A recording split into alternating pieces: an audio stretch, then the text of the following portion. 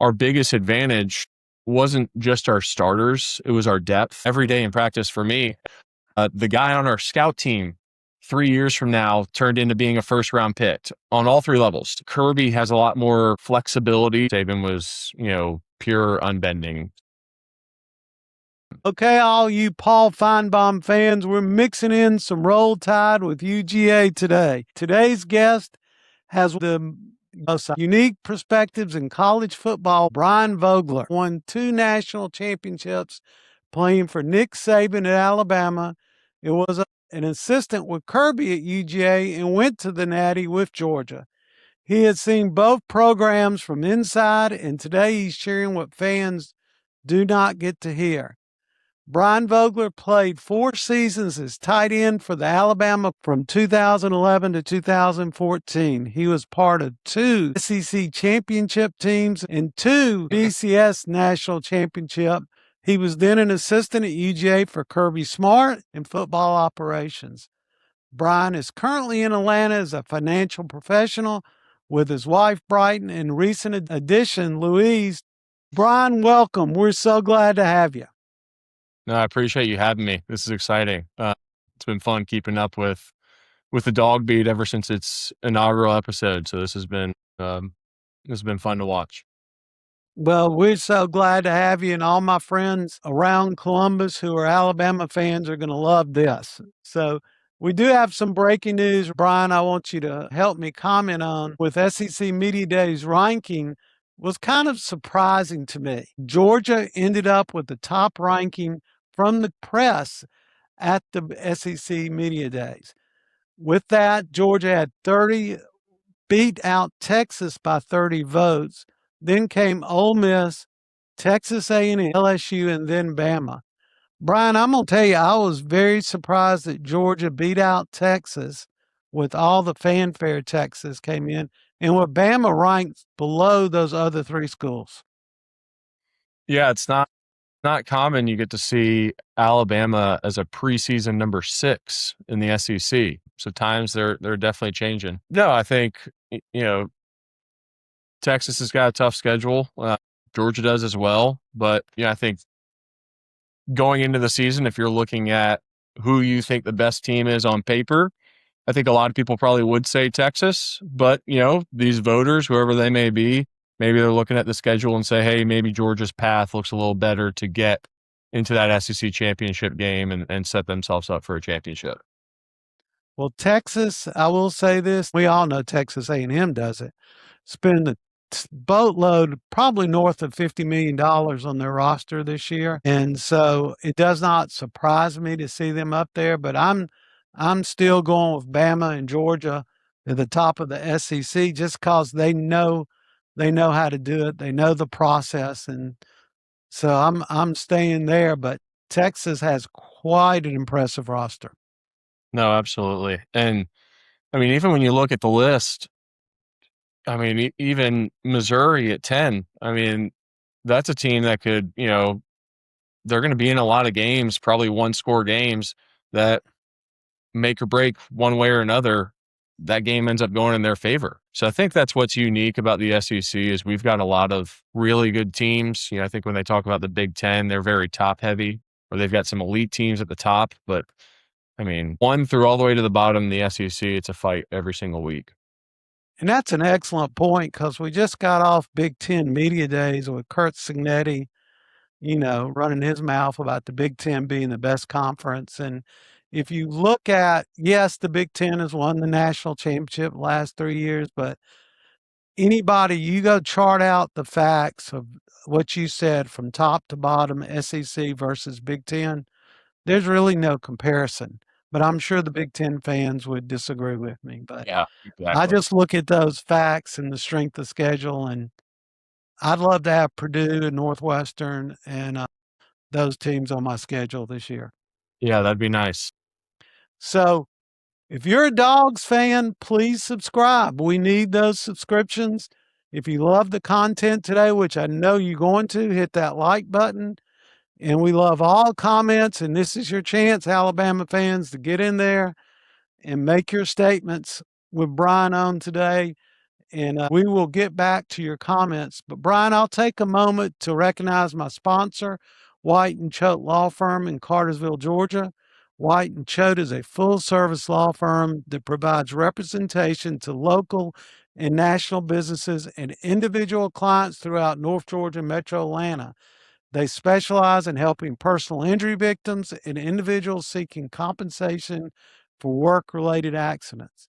Go see Harry, Jay, or Lottie, who are all damn good dogs for your legal needs to maximize your opportunity and minimize your risk. And when you go, tell them Big Luke sent you. Okay, Brian, you ready to get into it? Let's do it. Here's probably a question you never heard, only probably 1,000 times.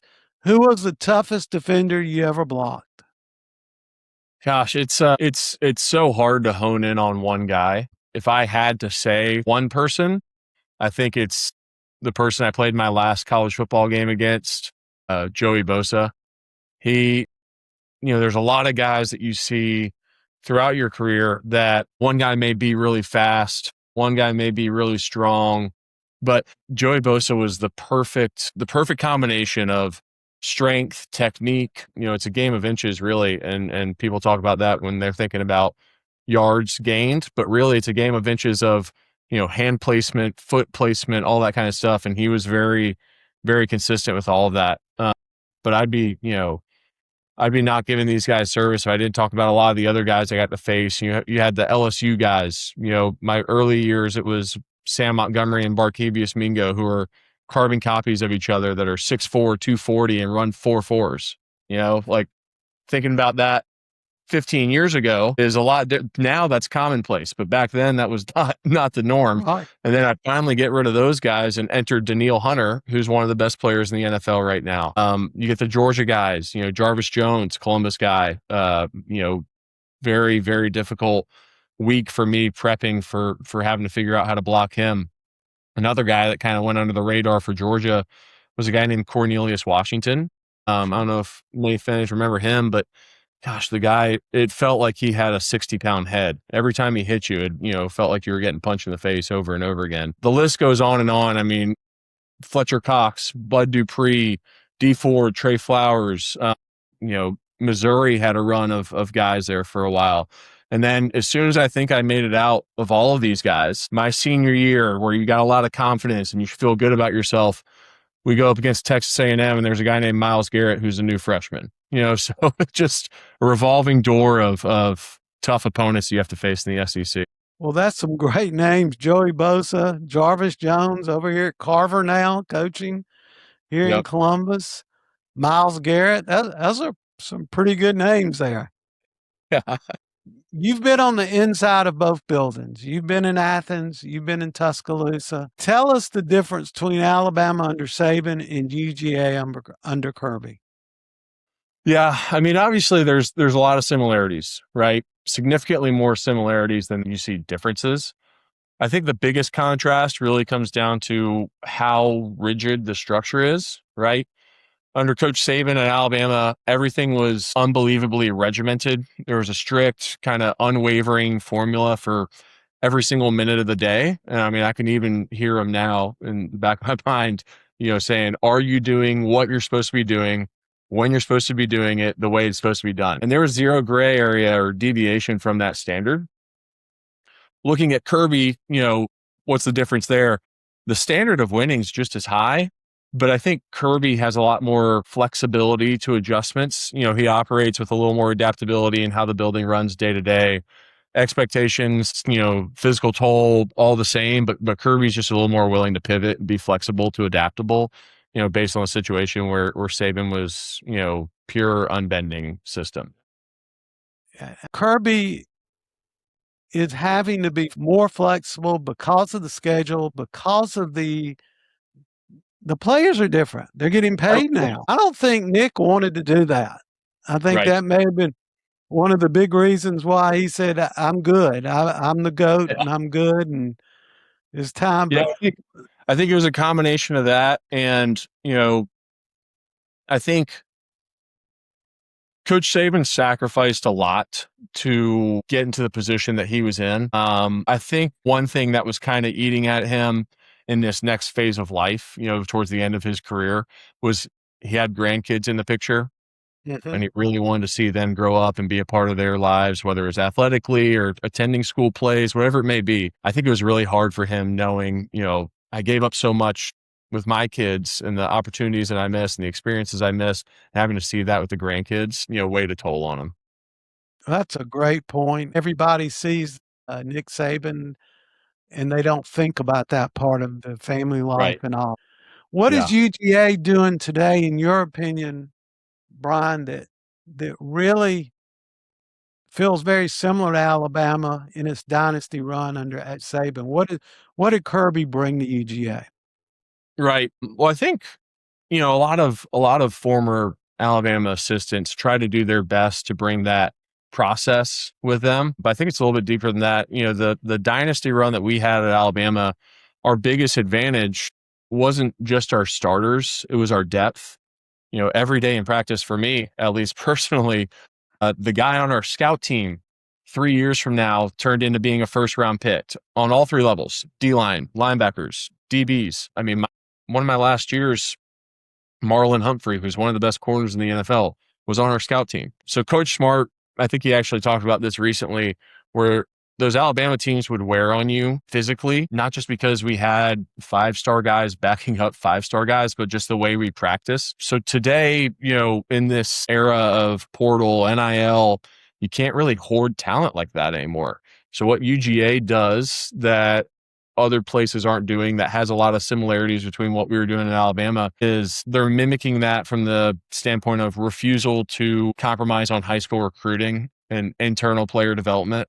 I mean, you see it now. Who are the big studs for Georgia? It's guys that have stayed in the program for a while and finally getting their shot. So I think, with that, Georgia's doing a really good job building that depth so they can physically dominate people in the fourth quarter, just like we did during that time. I think you're exactly right. The ability to have those waves of 4, 5-star coming in, it used to be a joke, Alabama, someone would get hurt and said, "Oh, here comes another 5-star." Right. So no worries, but, those days are gone. Right. So, Brian, next week, everybody starts into fall camp. Give us a look at what fall camp and what can fall camp tell us as fans about the season? Yeah. I mean, I hate saying this because it's cheesy, but it's where the time of the year where the men separate themselves from the boys. Every guy on that roster is creating an opportunity to put plenty of tape out there, kind of show the coaches what they did. I can't speak how every single program does it across the country, but these top tier programs, the staff usually goes into August having a pretty good idea of who are our starters, backups, threes, so on. So majority of the camp, you're going ones on ones at these top programs, right? Some are a little afraid of banging guys up, so they'll, have ones going on twos. But all through camp, you get an opportunity to see. And I mean, for Georgia, hey, offensively, offensive line, this is the best defensive line you're going to face all year, and you're getting these reps in practice. So as camp drags on, that's where things get interesting, because eventually you're going to have some of these ones who sink under the pressure. You've got twos and threes that are really hungry and really start to shine and elevate their game. But what the fans, you get a couple of notes here and there, but what the fans really miss out on is these fall scrimmages, right? Where you're having inter squad scrimmages and you get a really good snapshot of if your guys are actually ready to go to war on Saturdays. And the way that those scrimmages are structured, it's full tilt to the ground, live tackling, which you don't really see much anymore. And the way they structure those from a personnel standpoint is you have first team offense going against second team defense and second team offense against first team defense. And by crossing it over like that, you're giving the twos a real opportunity to step up and show what they can do and maybe try and take a job away from somebody. And that's where you learn about your personnel. So that's really from a personnel standpoint, that's what you're hoping to learn from camp. Big picture from a team standpoint, camps really learn about how much grit you have in your locker room. You're going to have days where you're beat up, legs are heavy, and you come out to practice a little sluggish. The ultimate test for a team during this camp period, because you don't have an opportunity to make it up once the season's started and you're in a practice week. But the ultimate test is, how does that team respond during those days where you start off a little sluggish, right? Do the leaders of the team just accept that and allow everyone to finish out a mediocre practice? We would call it, back then, having a really bad case of the poor me's. Or do you have leaders that step up and rally the team to where you're finishing practice strong every single day? And I think that's where you find out, what your team's made of in fall camp. You're going to need that in the fourth quarters in a lot of these SEC games. The fact that we only have one off week this year, that the fall camp's even more important because there's not a lot of chance for the 2s and 3s to make an impression when you get Right. into the game weeks. It's another issue to dive into. I do think that there's a scheduling issue with that, especially. But, you think about it, if you're one of the top SEC teams and you go to the SEC championship, right, there's one more week you don't get off. Sure. And if you lose that game, now in 2 weeks, you're having to go play somebody, again, really hard, more than likely on the road. So, yeah, I think the schedule is something that needs to be looked at from that standpoint. I think it's coming. Unfortunately, I think we're headed to a 16 or, well, fortunately, I'm not sure where I lean. I love football, but it looks like it's going to 16 and 24 teams. Yeah. Soon. So, and then there will be no SEC championship. I would predict. They just can't do it. All right. This is my Georgia Bulldog question. All right. You're a national champion tight end. All we're hearing about is this UGA tight end room we have right now, that it's elite, it's the best in the country. Tell us a little bit of your thoughts on the tight end room. Yeah, I mean, it's not something that happened overnight, right? You got to give Todd Hartley and that Georgia staff credit. They haven't just recruited well, they've completely weaponized the tight end position, starting with, Isaac Nada and turning into Brock Bowers. And now, you got guys like Lawson Lucky who can be an every down Iron Man. Elias Williams, I mean, guys, total mismatch on defense, 6'7". But I will say this, I'm a little bit of a homer. I don't know if we can completely sleep on Alabama's room. They've got a lot of guys I'm excited about, but no, Georgia does it probably better than anybody else in the country of recruiting, developing, and producing really good tight ends. Yeah, Todd Hartley, something else. We're 5 deep. We're probably going to move Prothro to the slot. Wow. Just so he can get playing time as a freshman. And then they've got that kid, Jackson. I think it's Jackson Dollar coming in next year as tight end. That's another 5-star. So I'm not sure what his formula is. And you're exactly right. Bama has a great tight end room too. Yeah. So no, I was talking about Prothro. I saw him in person. It was like 2 or 3 years ago in the state championship. And he caught a touchdown right in front of me in the end zone. And I was like, this guy looks the part. If he can put the weight on and commit to the weight room, he's going to be a big problem here in the future. I think he's going to be great. I think they're going to have to get him playing time in the slot.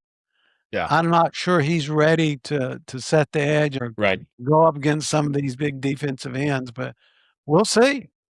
We'll see. I was fortunate enough to play with a very similar guy in OJ Howard, who's a 5-star tight end, first-round draft pick. And we did a lot of the same stuff where OJ maybe wasn't physically ready to mix it up in line. And we would kind of say, hey, here's your 10 plays for the week. Get ready for him. And we put him in the slot. I mean, we even had one his freshman year where we put 3 receivers on one side, isolated him on another side, threw him a slant, and he took it for 60 yards. He was a great player. I remember OJ. Yeah, I see a lot of similarities there. All right, the NIL and transfer portal. How's it changed the game? And I'm sure you're wishing you were there. It's a double-edged sword. I'll start by saying I absolutely think these guys should be getting paid, right? But where I struggle is how the money's distributed. I love NIL when it's used as a reward for an established player or to convince a guy to come back for his senior year instead of going pro. That's how I think NIL was probably designed to be and how it should be. I don't love the idea of throwing massive bags of money at unproven high school recruits. And who knows how many more years of guys getting burned, coaches getting burned to find that out. But As for the portal, I'm for it in specific situations. If a freshman realizes he made a bad decision, or if an older guy who's waited his turn and just wants a chance to play before his time is up, the portal's great for them. For me personally, I think having NIL and a completely unrestricted portal coexisting right now is really tough to watch because there are no guardrails anymore. You have kids entering the portal and leaving great situations. Like I just mentioned, how Georgia does a really good job of internal player development. You got kids leaving really good situations simply because they can make a little bit more money elsewhere and they're chasing short-term cash, even if it's not the best long-term fit for their development. And I feel like it's hurting the game, but it is something that can be corrected. The Atlantic reported that Jared Curtis at Vanderbilt, he was committed to Georgia. He flipped to Vanderbilt. $10 million guaranteed. Yeah. And that just, Gunner 1.5. So, I mean, you got a player that's proven, but, that's where the game's going. And the other thing, Brian, I think people don't see is all the folks who get in the portal who get stuck. They don't get a better situation. Right. And then they're off the team that they went in the portal with, and they're not getting their 4 years degree, master degree. They're not getting all the things. Right. Because a lot of those people aren't going to the NFL. Right. Well, I've got two stories from a high school and a college kid that really kind of have stuck with me. There was a kid this past year, high school kid, who did not commit to Georgia. And while he was doing his commitment speech, he said something along the lines of, Georgia's my dream school. Georgia recruited me. I really wanted to go to Georgia, but this other school offered me more money, and it's too much of an opportunity for me to turn down because it can change my family's life. So it's situations like that bother me. Mm-hmm. And then I heard one of a Georgia kid, maybe 2 or 3 years ago, that entered the portal to see how much money he could get Georgia to give him. And Kirby said, no, we're good. You can leave. And the kid got into a limbo of, well, I didn't really want to leave. I just wanted to see how much money I could get. And then he ended up having to go somewhere else. I like both of them separately. It's really hard to figure out how they can coexist successfully together. Let's talk about this season. How do you see the Tide and the Dogs? And then we got October 10th staring us in the face, coming soon in Tuscaloosa. I'd love to be able to sit here and give you kind of like, here's my win-loss prediction of how I think it's going to go. But like we mentioned earlier, the SEC is just a completely different animal. And it's hard to look at a schedule here in August and circle wins because every single week in this league is a physical gauntlet. For both Bama and Georgia, the goal isn't just winning games. It should be, hey, let's put our head down, grind through these Saturdays, and pray that by December, you're standing near the top to get into the dance and you're healthy, right? We mentioned Big Ten earlier. So Coach Cignetti, he was on staff when I was at Alabama. So I like him. I got a lot of respect for him. But, and what Indiana did last year was awesome to watch. Really neat story, really good team. But like we mentioned, when you look at the bottom half of the Big Ten, those teams get weeks where they're playing Purdue and Northwestern, and they can stomp those guys out and be out of the game at halftime and pull their starters, save them from taking some extra hits that these SEC guys don't get the luxury to do because they're playing 4-quarter games every single time. So how do I see it going? Look, it's a grind, but my hope is for Alabama and Georgia is just survive, advance, be healthy, and just hope that you're in the dance in December and have a healthy enough and energized enough team for the real fun to start. Well, if anyone doubted you were around Saban and Kirby, that whole one day at a time answer was excellent. Oh, yeah. One game at a time answer. Well, Brian, let's end with some of your favorite memories, maybe the most iconic games, and also, what are some of the loudest venues you played in? Oh gosh. Well, the loudest moment I've ever been a part of wasn't in the loudest venue. So the loudest moment I've ever been a part of, we had Florida come to Alabama my freshman year, and they had a guy named Trey Burton who, was obviously very, very famous for the Philly special. But they had this guy named Trey Burton who played a little bit of quarterback, played a little bit of tight end, hybrid guy. Well, they had him do the Tim Tebow jump pass on like the 2 or 3 yard line right in front of our student section. And our middle linebacker picked it off, takes a knee touchback. And it was the loudest I had ever heard Brian Denny get. Loudest stadium, it's not even close. It's Tiger Stadium at LSU at a night game. I mean, it's the only place where I'm 10 feet from the quarterback and I have to stare at the ball because I can't hear a word he's saying. So that place, very, very loud, unbelievable environment. What are some favorite memories? Obviously being part of 2 national championship teams, very, very memorable. There's so many great memories from the lead up to those championships, the championship games. When we played Notre Dame in the 2012 season, 2013 BCS national championship down in Miami. And it's the first time, maybe since high school, that I looked across the line of scrimmage and could genuinely see fear in the opponent's eyes. Those guys did not want to be there. I think when they saw the sheer size of the guys on our team in person, it was pretty intimidating for them. A couple games that really stick out to me. That Notre Dame national championship season, we go down to LSU and we had a late touchdown in 4th quarter on a screen pass to shut the entire place up. And then I know, unfortunately, Dawg fans aren't going to want to hear this, but that 2012 SEC championship game was, one of the greatest games I'd ever been a part of. It was just a heavyweight fight. Winner was going to go on to beat Notre Dame in the national championship. That was just one of the best games I'd ever been a part of. And then that next year, during that 2012 season, we had lost to Johnny Manziel and Texas A&M at home. So we got to go to College Station September, and it was really hot. Somehow our air conditioning cut off in our locker room. Wondering how that one. Amazing how it happens on those days. You only really need it for 8 days a year, and it's amazing how it cuts out on those days. But we ended up putting 49 points on and beating them. So that was a really fun game for me. And then, not as a player, just being a part of that 2018 Rose Bowl game. One of the greatest college football games, in a playoff game, in an iconic venue. For everyone that was there, they'll remember that for the rest of their lives. Yeah, my youngest son, Hal, was there, and he loved it. And so you brought up 2 of my favorite punks, Baker Mayfield and Johnny Manziel. So there's a rule in college football that until the 90-minute clock starts and pregame warmups, you're allowed to go wherever you want on the field. And before that 90 minutes, usually you have some quarterbacks and wide receivers out there doing some stuff. On the punk side of it, our receivers were working on fade routes in the corner of the end zone. And who goes and stands on the front pylon just to get in the way? Baker Mayfield. Oh, I believe it. Yeah, I believe it.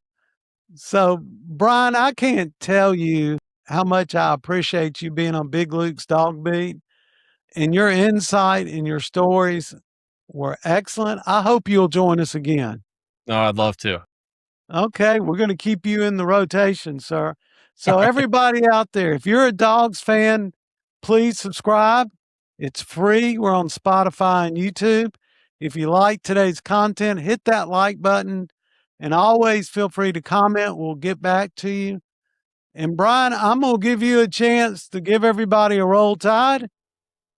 Roll Tide. Roll Tide. And I'm going to say, as always, go Dogs.